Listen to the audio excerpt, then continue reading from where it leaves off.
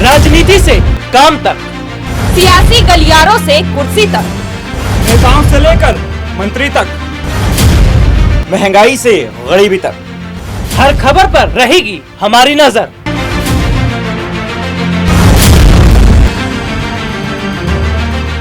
नमस्कार, मैं हूं राहुल शर्मा। आप देख रहे हैं SP9 न्यूज। स्वागत है आप सभी का हमारे इस खास प्रोग्राम में। प्रोग्राम की शुरुआत राष्ट्रपति चुनाव से।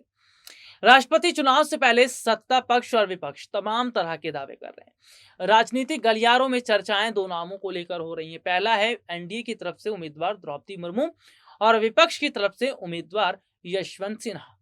हालांकि ये देखा जा रहा है कि क्यों बीजेपी यशवंत सिन्हा के चुनावी मैदान में उतरने से इतनी परेशान है, क्यों बीजेपी यशवंत सिन्हा से घबराती नजर आ रही है, क्यों बीजेपी के नेताओं को यशवंत सिन्हा से डर लग रहा है। आज विस्तार से बात करेंगे, साथ ही ये भी बात करेंगे कि यशवंत सिन्हा के चुनावी मैदान में उतरने से कितना नुकसान द्रौपदी मुर्मू को हो रहा है या NDA को हो रहा है। दरअसल सबसे पहले हम बात कर लेते हैं द्रौपदी मुर्मू की।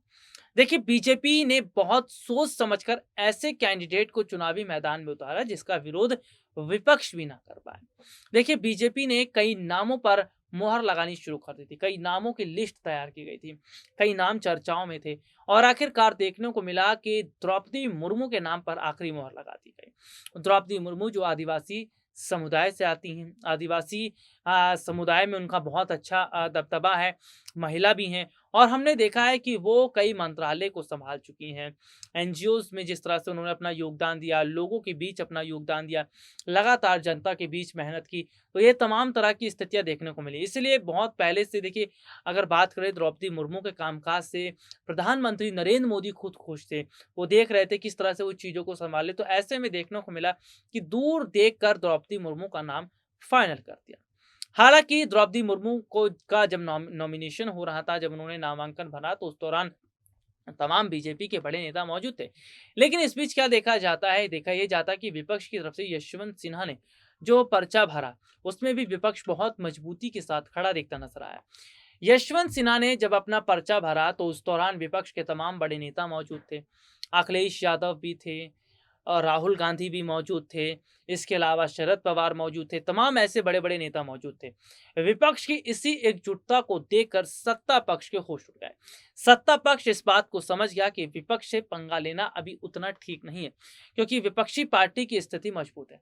यही वजह है कि द्रौपदी मुर्मू को अब उतरना पड़ रहा है। जी हाँ, खुद के लिए वोट मांगना पड़ रहा है। द्रौपदी मुर्मू जो है वो विपक्षी पार्टियों से वोट मांग रही है। द्रौपदी मुर्मू चाहती हैं विपक्ष उनके लिए समर्थन करे, लेकिन विपक्ष अपनी बात पर अड़ा हुआ है।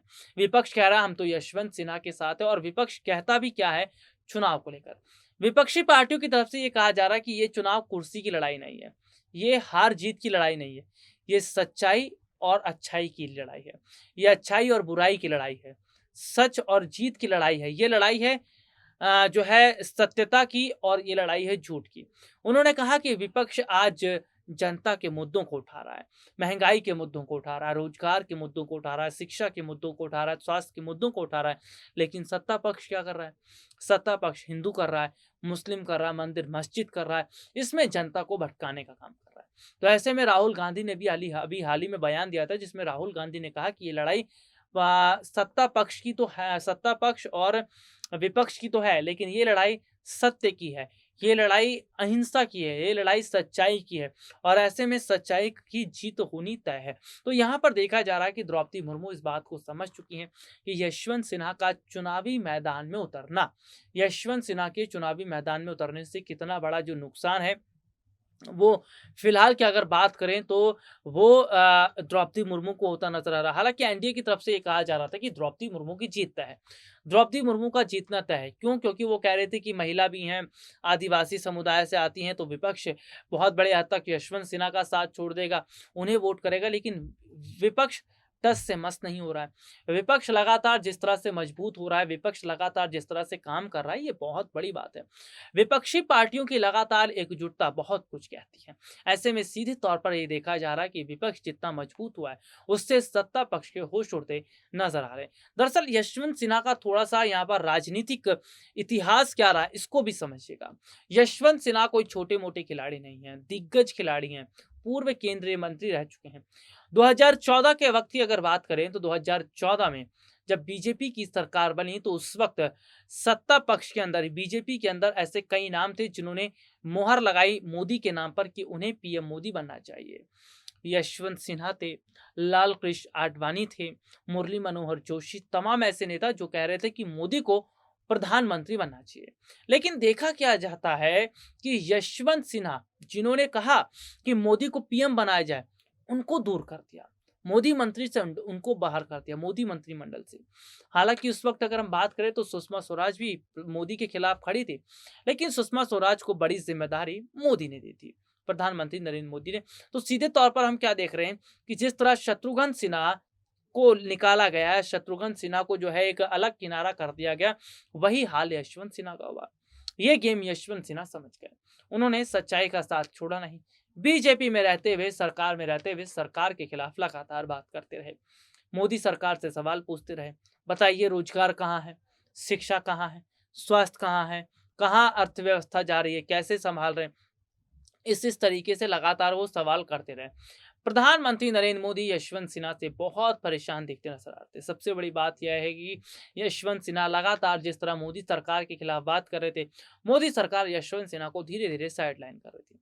यशवंत सिन्हा इस बात को समझ गए बीजेपी में रहकर उनका भला नहीं हो पाएगा, उन्होंने पार्टी का साथ छोड़ दिया, टीएमसी में शामिल हो गए, ममता बनर्जी का बेहद आभार प्रकट किया और उन्होंने कहा कि ममता बनर्जी ने जो भरोसा जताया है उस पर वो खरे उतरेंगे।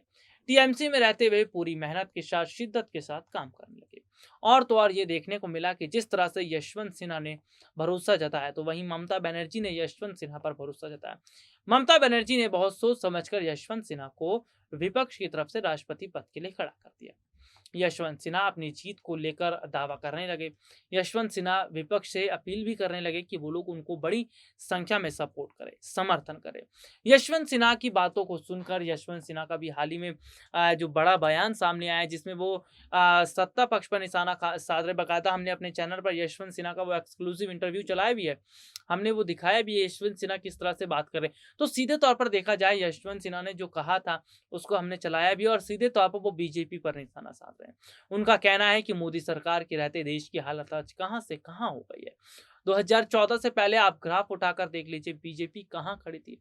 2014 के बाद आप उठाकर देख लीजिए, बीजेपी कहां खड़ी है। तो सीधे सीधे तौर पर देखा जा रहा है कि जिस तरह मौजूदा समय के हालात हैं, मौजूदा समय की स्थिति है, वे कहीं ना कहीं ये बता रही है कि आज किस तरह की मुश्किलों का सामना बीजेपी को करना पड़ रहा है। यशवंत सिन्हा की एक बात बहुत खूब वाली है, वो ये है कि वो लगातार सरकार के खिलाफ अगर बात कर रहे थे तो सही दिशा में, उन्होंने सच्चाई का साथ नहीं छोड़ा है। सत्ता पक्ष में थे तब भी सच की बात करते थे, विपक्ष में है तब भी सच्चाई की बात कर। उन्होंने कहा कि देश एक ऐसी हालत में आज आकर पहुंच गया है जहां से देश को उभारना बहुत मुश्किल हो गया है। उन्होंने कहा कि उन्होंने देखा है देश में जिस तरह के हालात हो रहे हैं, हिंदू मुसलमान वाले, वो भी ठीक नहीं है। तो सीधे तौर पर देखा जा रहा है कि यशवंत सिन्हा लगातार जिस तरह की बातें करते हैं, लोग उसको ध्यान से सुनते हैं। वो बेहद अच्छे खिलाड़ी हैं, राजनीति की उन्हें अच्छी समझ है। तो सीधे तौर पर बात बताया जाए तो यशवंत सिन्हा लगातार जिस तरह बीजेपी पर घेर रहे हैं, बीजेपी पर निशाना साध रहे हैं, इसको देखकर बीजेपी डर गई। हालांकि देखना होगा कि क्या वाकई विपक्ष की इस बार जीत होगी और विपक्ष जो है यानी यशवंत सिन्हा क्या द्रौपदी मुर्मू पर भारी पड़ेंगे। आज के लिए इतना ही, आपसे फिर दोबारा मुलाकात होगी, तब तक के लिए इजाजत दीजिए, नमस्कार।